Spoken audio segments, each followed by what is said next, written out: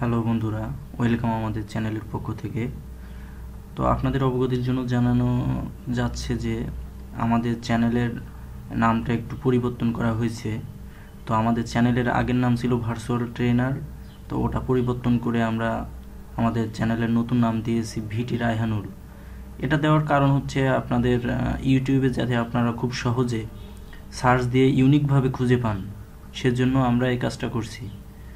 অর্থাৎ এখন যদি আপনারা ভিটি রায়হানুল নামে ইউটিউবে সার্চ দেন, সবগুলোই আমাদের এই চ্যানেলের ভিডিওগুলো আপনারা পেয়ে যাবেন। তো দেখেন, আজকে আমরা নতুন একটা কোর্স শুরু করতে যাচ্ছি। আমাদের আজকের টপিকস হচ্ছে মাইক্রোসফট অফিস, অর্থাৎ মাইক্রোসফট ওয়ার্ড। তো এটা আমরা আজকে শুরু করব। তো দেখেন, আমরা মাইক্রোসফট ওয়ার্ড মূলত তিনভাবে বের করতে পারি। একটা হচ্ছে, দেখেন, আমি যদি স্টার্ট মেনুতে যাই এবং যদি আমি অল প্রোগ্রামে যাই, দেখেন এখান থেকে যদি আমি এটা আমার অল প্রোগ্রাম, আমি যদি এম এর ঘরে যাই, দেখেন এখানে আছে মাইক্রোসফট অফিস। এখন যদি আমি এখানে ক্লিক করি, দেখেন এখানে আছে, এই দেখেন নিচে আছে মাইক্রোসফট অফিস 2010। তো এখানে আমি ক্লিক করে, দেখেন আমি ক্লিক করছি, দেখেন আমার মাইক্রোসফট অফিস একটা চলে আসছে। দেখেন একটা মাইক্রোসফট অফিস এখানে ওপেন হয়ে গেছে। এখন দ্বিতীয়টা হচ্ছে, আমি এটা কেটে দিই। দেখেন আমি যদি সার্চ বাটনে এখানে লিখি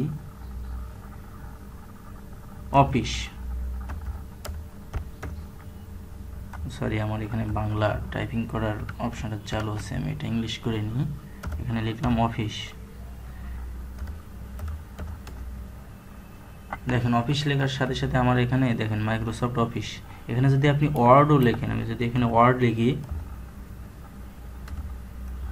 দেখেন ওয়ার্ড লেখার সাথে সাথেও কিন্তু অফিস চলে আসে। তো আমি যদি এখানে ক্লিক করি, দেখেন তাহলেও কিন্তু আমি এই এমএস অফিসটা ওপেন করতে পারবো।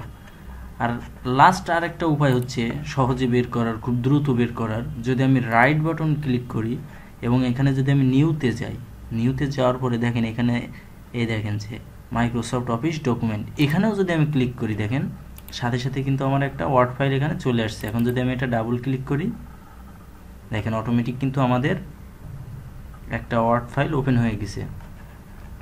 তো দেখেন আমাদের এই কোর্সটা আমরা দেখাবো সম্পূর্ণ মাইক্রোসফট অফিস 2010 নিয়ে, কারণ বর্তমানে আপনারা হয়তো জানেন যে মাইক্রোসফট অফিস 2007-এ কিছু কিছু সমস্যা দেখা দিচ্ছে। ওখানে যদি আপনি বাংলা লিখেন, তাহলে আপনি যদি কাউকে লেখাটা পাঠান, সে যদি অফিস 10 ইউজ করে, তাহলে আপনার ফন্টগুলো সে ভালোভাবে দেখতে পারবে না, ফন্টগুলো সব ভাঙা ভাঙা আকারে যাবে। এই কারণে আমরা এই কোর্সটা সাজিয়েছি অফিস 2010 নিয়ে, কারণ এটা হচ্ছে আপডেট এবং এখানে অনেক ধরনের ফিচার আছে যেগুলো 7-এ নাই। তো দেখেন আমাদের এখানে আমরা যে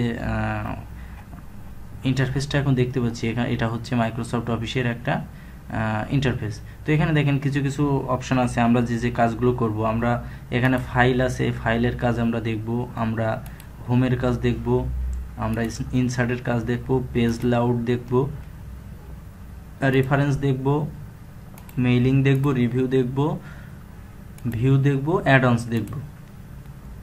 তো এইগুলো আমরা সবগুলো ওয়ান বাই ওয়ান আমাদের পর্ব 1, পর্ব 2, পর্ব 3 এভাবে আমরা ভিডিওগুলো সাজিয়ে আপনাদেরকে আমরা এই চ্যানেলের মাধ্যমে উপস্থাপন করে আপনাদেরকে দেখাবো।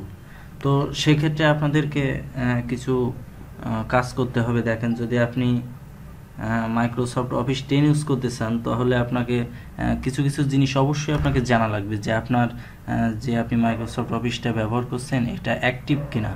তো অ্যাক্টিভ করার জিনিসটা আপনি চেক করতে পারেন। আপনি আরও কিছু কিছু জিনিস আছে যেগুলো আপনাকে অবশ্যই খেয়াল রাখতে হবে। তো দেখেন আমরা এখানে একটা ওয়ার্ড ফাইল ওপেন করে রাখছি। আমরা দেখেন এটা আমাদের একটা ওয়ার্ড ফাইল, কিন্তু দেখেন যে একটা পেজ, এটা একটা A4 সাইজের পেজ, কিন্তু এখানে কোনো বাউন্ডারি নাই, অর্থাৎ লেখাটা কোথা থেকে কোথায় পর্যন্ত যাবে সেটা নাই। তো সেটার জন্য দেখেন আমাদের এখানে মূলত যেতে হবে ফাইলে, আমরা ক্লিক করব। ফাইলে যাওয়ার পরে দেখেন আমরা এখানে যাব, এই যে অপশনে আমরা ক্লিক করব। দেখেন এখানে আমাদের একটা অংশ, একটা লেআউট চলে আসছে। আমরা এইখান থেকে অ্যাডভান্সে যাব, তো গেলাম অ্যাডভান্সে। এখন দেখেন আমি যদি নিচের দিকে আসি, আমাদেরকে আরও নিচের দিকে আসতে হবে, দেখেন এই যে শো ডকুমেন্ট কন্টেন্ট, এখানে যদি আপনি এটা দেন যে দেখেন এটা এই যে শো টেক্সট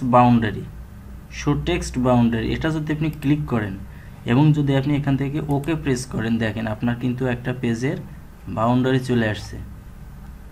তো খুব সহজে আপনারা এভাবে পেজের বাউন্ডারিটা করতে পারেন। অনেক সময় হয় দেখা যায় যে আপনারা অনেকে কমেন্টস করেন যে কিভাবে পেজের বাউন্ডারি করব, কারণ এটা আপনার হাইড অবস্থায় থাকে, সচরাচর এগুলো দেখা যায় না।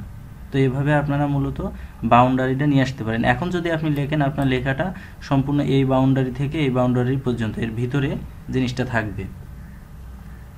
তো দেখেন যে এখন আমি একটা ওয়ার্ড ফাইল এখানে ওপেন করছি এবং ওপেন করে বাউন্ডারি দিলাম, কিন্তু আমার ওপেন করার পরে ফাইলটার নাম হয়েছে নিউ ডকুমেন্ট। তো আমি চাচ্ছি যে ফাইলটা আমি একটা অন্য নামে সেভ করব। তো দেখেন এখান থেকে যদি সেভ অ্যাজ দেন, সেভ অ্যাজ মানে আপনার সেভ অ্যাজের দুইটা পার্থক্য আছে। একটা হচ্ছে আপনার সেভ মানে আপনি যে ডকুমেন্টে কাজ করছেন, এটা এখানে মনে করেন আমি যে একটু লিখি ABCD, মনে করেন আমি এটা লিখলাম। এখন যদি আমি সেভ দিই, এখানে যদি সেভ দিই, তাহলে আমার এই যে new document word, new Microsoft word document, এই যে লেখাটা আছে এটার ভিতরে এই লেখাটা সেভ হবে। আর যদি আপনি সেভ অ্যাজ এ দেন, তাহলে এই লেখাটা আপনার অন্য একটা ফাইল আকারে সেভ হবে। যদি আমি এখানে দিই যে নিউ, NEW, দেখেন আমি এখানে যদি এখন সেভ দিলাম সেভ, দেখেন আমার এটা কিন্তু এখানে নিউ আকারে সেভ হয়ে গেছে। আগে কিন্তু আমার এটা ছিল, এখন কিন্তু নিউ আকারে এটা সেভ হয়েছে। এটা হচ্ছে সেভ এবং সেভ অ্যাজের ভিতরে পার্থক্য। তো এখন দেখেন আমি যদি এটা কেটে দিই, আমি এটা কেটে দিলাম। এখন যদি আমি এটা ওপেন করি, দেখেন আমি আগেরটাও যদি ওপেন করি, নতুনটা, দেখেন এখানে কিন্তু ABC নাই, কারণ কি আমি কিন্তু এই ফাইলে সেভ করছি নতুনটা, এই যে এই ফাইলে। তো এভাবে আপনারা খুব সহজে একটা ওয়ার্ড ফাইল নতুনভাবে ওপেন করে আপনারা বিভিন্ন জিনিস লিখে আপনারা সেভ করতে পারেন। তো এটা হচ্ছে আমাদের মূলত মাইক্রোসফট অফিসের প্রথম পর্ব। আজকে আমি বেসিক জিনিসগুলো আপনাদেরকে শেয়ার করলাম। তো আমরা 1 বাই 1 আমাদের ক্লাস 1 তো আজকে শেষ, তো আমরা ক্লাস 2, ক্লাস 3, ক্লাস 4 এভাবে আমরা ধাপে ধাপে আপনাদেরকে বেসিক থেকে অ্যাডভান্সগুলো শেখাবো। তো আপনারা ভিডিওগুলো দেখার জন্য অবশ্যই আমাদের চ্যানেলটা সাবস্ক্রাইব করবেন এবং আমাদের ভিডিওগুলো নিয়মিত দেখবেন। আশা করি আপনারা উপকৃত হবেন। তো ধন্যবাদ ভিডিওটি দেখার জন্য। পরবর্তী ভিডিওর জন্য আপনারা অপেক্ষা করুন, আমরা অতি দ্রুত আমাদের ভিডিওগুলো আপলোড করব। তো ধন্যবাদ সকলকে।